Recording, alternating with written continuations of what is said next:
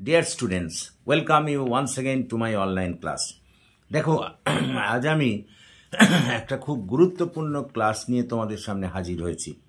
আজকের ক্লাসটা হলো ওয়েস্ট বেঙ্গল স্টেট ইউনিভার্সিটির পলিটিক্যাল সায়েন্সের ডিএসসি 6 পেপারের শর্ট কোশ্চেনের একেবারে লাস্ট মিনিট সাজেশন উত্তর সহ, অর্থাৎ ডিএসসি 6 বলে যে তোমাদের পেপারটি আছে সেখান থেকে যে শর্ট কোশ্চেন এবারে আসবে পরীক্ষায়, এখান থেকে কমন পাবেই, সেই শর্ট কোশ্চেনের আমি উত্তর সহ সমাধান তোমাদের সামনে এখন তুলে ধরছি। সুতরাং এইগুলো করে নাও, এগুলো করলেই কিন্তু এই যে তোমাদের দু একদিন বাদেই যে ডিএসসি 6 পেপারটার পরীক্ষা হবে political science honours West Bengal state ইউনিভার্সিটির, তাতে এই কোশ্চেনগুলো তোমরা কমন পাবে। সুতরাং লিখে নাও আর দেরি না করে। আমি খুব আস্তে আস্তে বলবো, উত্তরগুলো তোমরা লিখে নাও। Please write down. What is civil society, অর্থাৎ পৌর সমাজ বলতে কি বোঝো? উত্তর লেখো। পৌর সমাজ বলতে সেই সব বিভিন্ন ধরনের সাংস্কৃতিক, ধর্মীয়, নন গভর্নমেন্টাল সংস্থাকে বোঝায় যেগুলি সমাজের সাধারণ মানুষের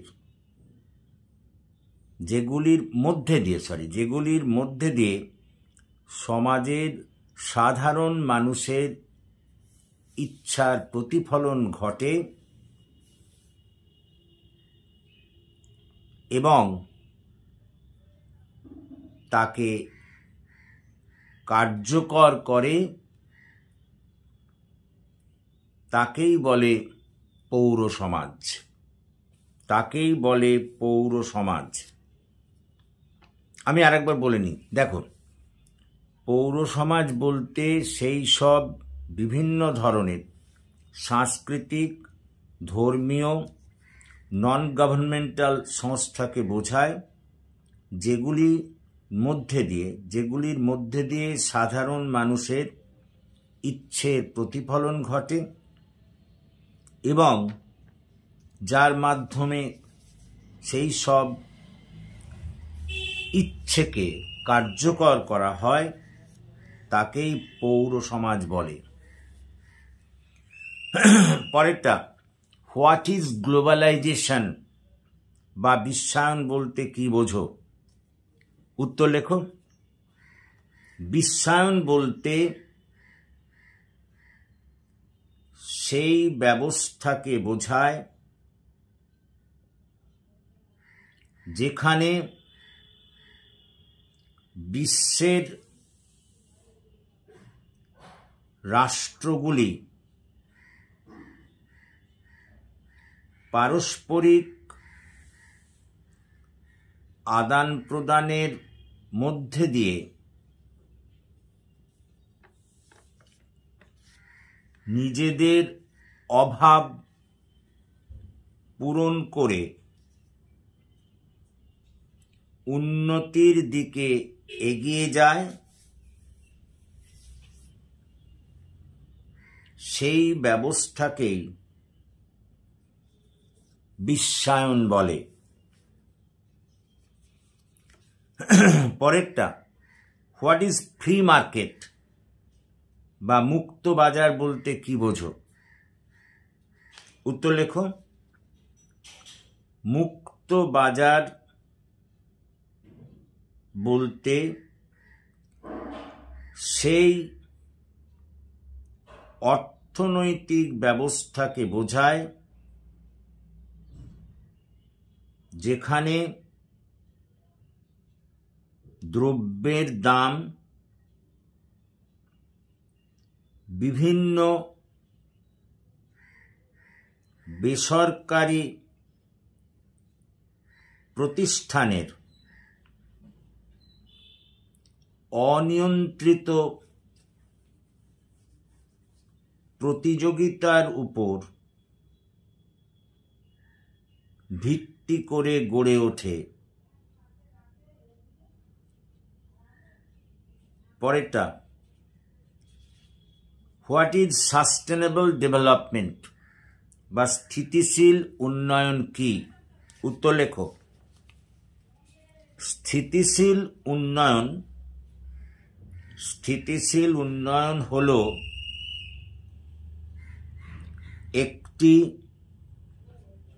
সাংগঠনিক নীতি যার লক্ষ্য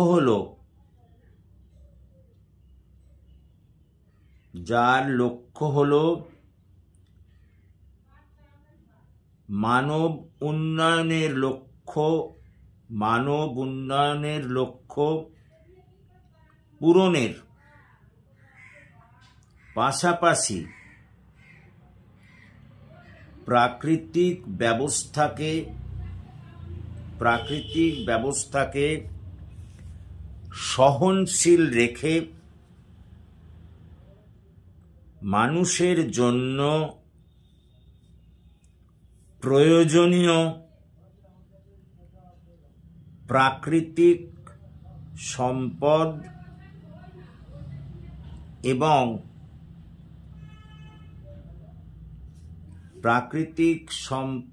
এবং বিভিন্ন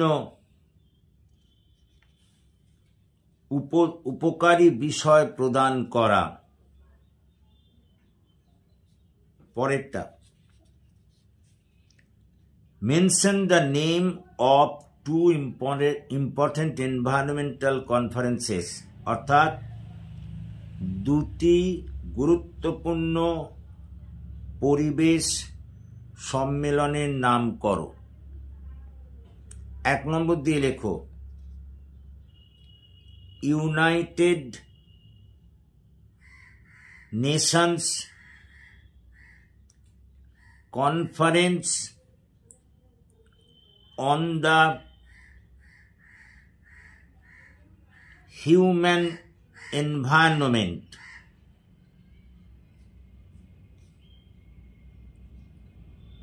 ব্র্যাকেটে লেখো 1972, যা সাধারণভাবে স্টকহোম সম্মেলন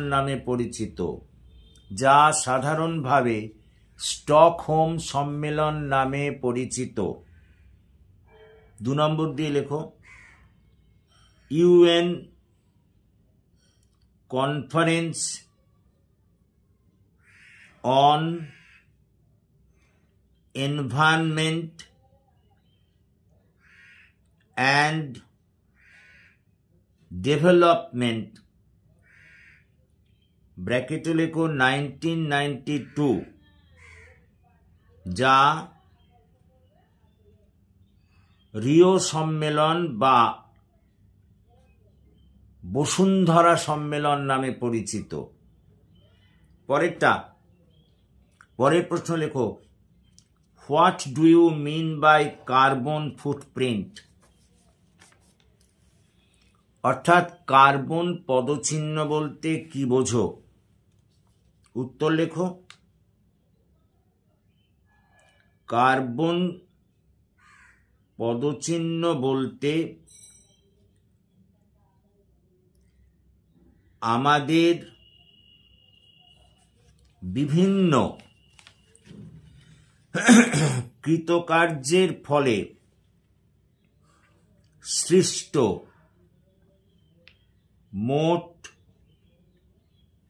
গ্রিনহাউস গ্যাসের পরিমাণকে বোঝায়। আমি আবার একবার বলি, কার্বন ফুটপ্রিন্ট বলতে আমাদের বিভিন্ন কৃতকার্যের ফলে সৃষ্ট মোট গ্রিনহাউস গ্যাসের পরিমাণকে বোঝায়। পরেরটা, what is corporate social responsibility, অর্থাৎ কর্পোরেট সামাজিক দায়বদ্ধতা বলতে কি বোঝো? ড্যাশ দিয়ে লেখো কর্পোরেট সামাজিক দায়বদ্ধতা বলতে বোঝায় যে, কর্পোরেট সামাজিক দায়বদ্ধতা বলতে বোঝায় যে ব্যবসায়িক প্রতিষ্ঠানগুলির মুনাফা অর্জন ছাড়াও সমাজের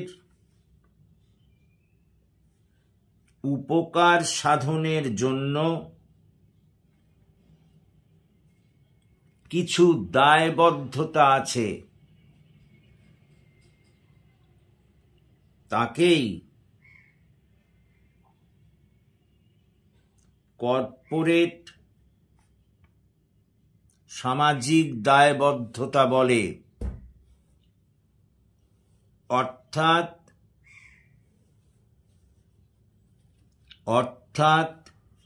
মুনাফা অর্জনের পাশাপাশি সমাজের কিছু উপকারও এদের সাধন করতে হয়। সেটিই হল কর্পোরেট প্রতিষ্ঠানের সামাজিক দায়বদ্ধতা। পরেরটা, বৈদ্যুতিন শাসন প্রণালী বলতে কি বোঝো, বা what is meant by electronic governance. বৈদ্যুতিন শাসন প্রণালী বলতে কি বোঝো, লেখো। ইনফরমেশন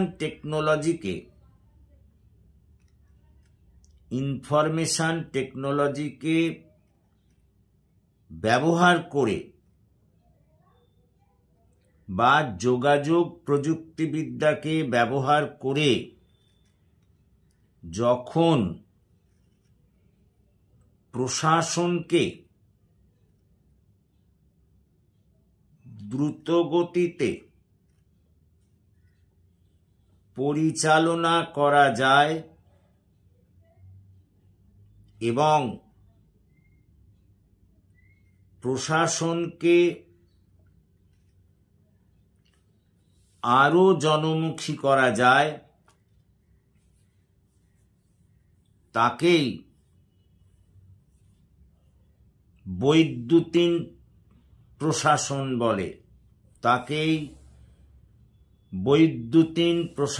বলে। পরের প্রশ্ন, নাগরিক সনদের দুটি বৈশিষ্ট্য লেখো। অর্থাৎ mention 2 features of citizens charter. লেখো। 1 নম্বর বৈশিষ্ট্য হল পরিষেবার গুণগত মান বৃদ্ধি করা। 2 নম্বর বৈশিষ্ট্য হল ব্যক্তি এবং সংগঠনের কাছে দায়বদ্ধতা।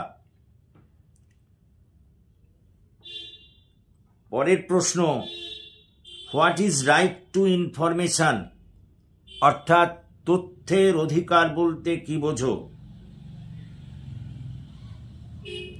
প্রকৃতপক্ষে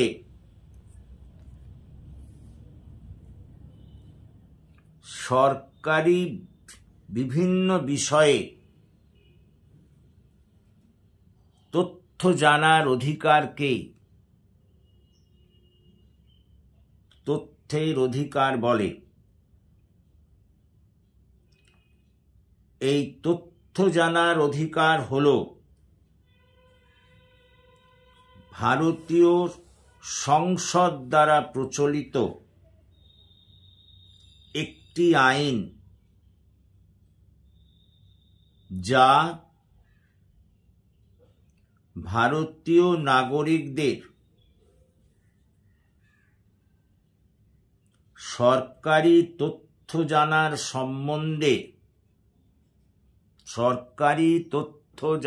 সম্বন্ধে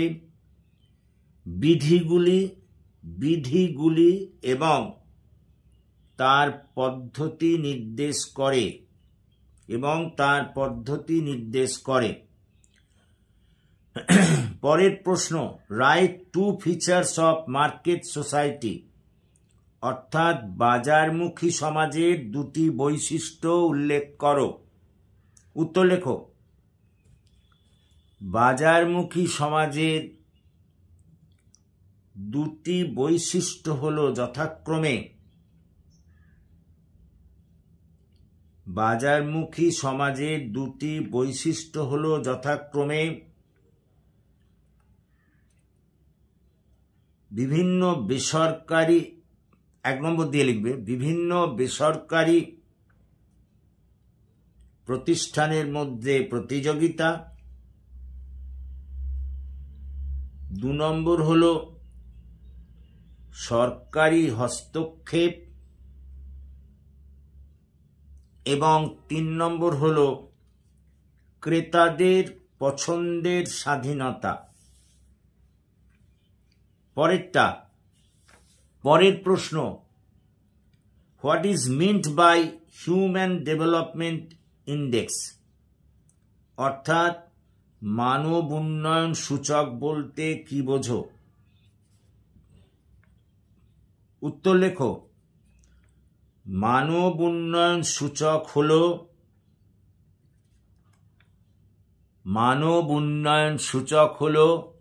মানুষের উন্নয়নের বিভিন্ন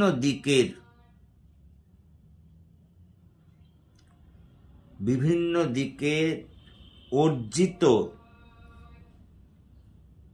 একটা গড় পরিমাণ, অর্থাৎ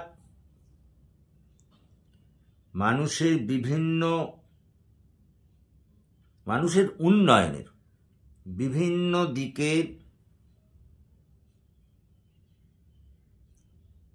অর্জিত উন্নয়নের গড় পরিমাণকেই মানব উন্নয়ন সূচক বলে। পরের প্রশ্ন, হোয়াট ইজ এজেন্ডা 21, অর্থাৎ এজেন্ডা 21 বলতে কি বোঝো? ড্যাশ দিয়ে লেখো। এজেন্ডা 21 হল বিশ্বের স্থিতিশীল উন্নয়ন সাধনের হাতিয়ার। আবার একবার বলি, এজেন্ডা 21 হল বিশ্বের স্থিতিশীল উন্নয়ন সাধনের হাতিয়ার। এর সাহায্যে পরিবেশের ক্ষতিপূরণ, দারিদ্র্য, বিভিন্ন ধরনের অসুস্থতা প্রভৃতি বিশ্বের দেশগুলির পারস্পরিক সহযোগিতার মাধ্যমে দূর করা যায়। পরের প্রশ্ন, give 2 examples of global Commons, অর্থাৎ বিশ্বব্যাপী সম্পদের 2টি উদাহরণ দাও। 1 নম্বর দিয়ে লেখো বায়ুমণ্ডল এবং মহাকাশ। 2 নম্বর দিয়ে লেখো মহাসাগর। এই দুটিকে বিশ্ব সম্পদের উৎকৃষ্ট উদাহরণ বলা যায়।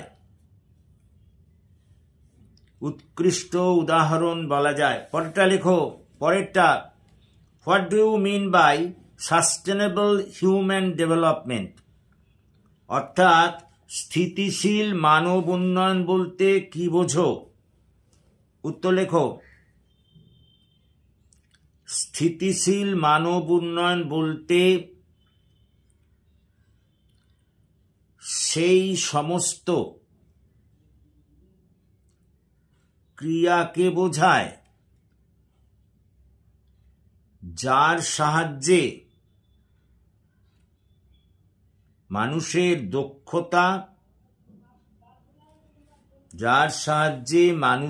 দক্ষতা এবং তাদের প্রয়োজন পূরণের সুযোগকে বৃদ্ধি করা যায়,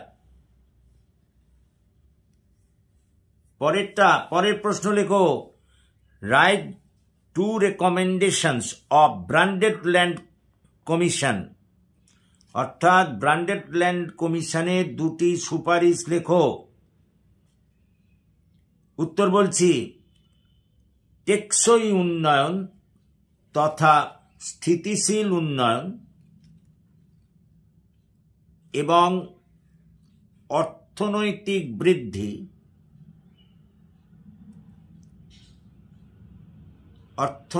বৃদ্ধি এবং পরিবেশ সুরক্ষার মধ্যে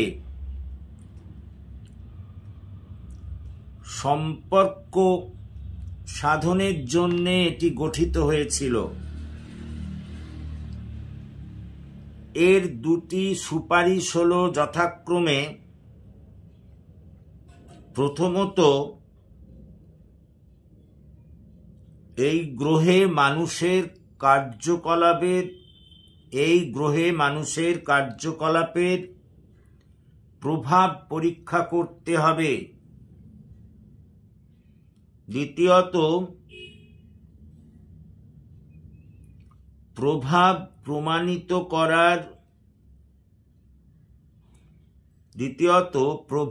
প্রমাণিত করার উপায় খুঁজে বার করতে হবে। পরেরটা, right 2 examples of corporate social responsibility। অর্থাৎ কর্পোরেট সামাজিক দায়বদ্ধতার 2টি উদাহরণ দাও। উত্তর লেখো, 1 নম্বর, কমিউনিটি ডেভেলপমেন্ট প্রজেক্ট। অর্থাৎ সামাজিক উন্নয়নের ব্যবস্থা করতে হবে। 2 নম্বর, এনভায়রনমেন্টাল প্রোটেকশন। অর্থাৎ পরিবেশগত দিক দিয়ে নিরাপত্তা বা সংরক্ষণের ব্যবস্থা করতে হবে। পরেরটা লেখো, বসুন্ধরা সম্মেলন কবে কোথায় অনুষ্ঠিত হয়েছিল? ড্যাশ দিয়ে লেখো, 1992 সালে রিও ডি জেনেরিও শহরে। পরেরটা লেখো,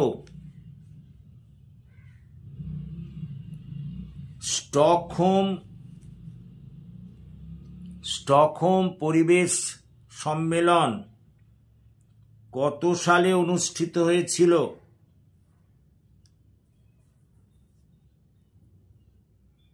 এবং কোথায়? দার্জি লেখো, 1972 সালে স্টকহোমে যে পরিবেশ সম্মেলন ঘটেছিল সেটি স্টকহোম কনফারেন্স নামে খ্যাত।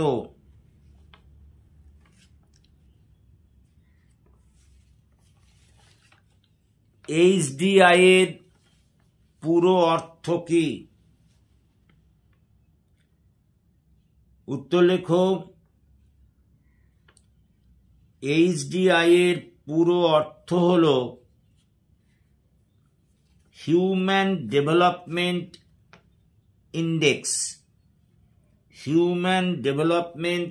ইন্ডেক্স। দেখো, এই 20টা তোমাদের শর্ট কোশ্চেন বা এসএকিউ আমি লিখিয়ে দিলাম, এখান থেকেই কিন্তু তোমরা কমন পাবে। তোমাদের একেবারে নিশ্চয়তা প্রদান করতে পারি, এখান থেকে তোমাদের প্রয়োজনীয় 5টা তোমরা পেয়ে যাবে, কিন্তু এগুলো ভালো করে করতে হবে। ক্লিয়ার? সুতরাং আশা করি তোমরা বুঝতে পেরেছো, এবং যদি বুঝতে পারো তাহলে প্লিজ আমার এই ক্লাসের কথা তোমাদের বন্ধুবান্ধবদের মধ্যে শেয়ার করো, এবং তোমরা যারা এখনও আমার এই চ্যানেলটি সাবস্ক্রাইব করোনি, প্লিজ সাবস্ক্রাইব মাই চ্যানেল। আমাকে এগিয়ে আসতে সাহায্য করো, যাতে আমি তোমাদের আরও বেশি করে কাজে লাগতে পারি। So that's all for this day. So have a good day.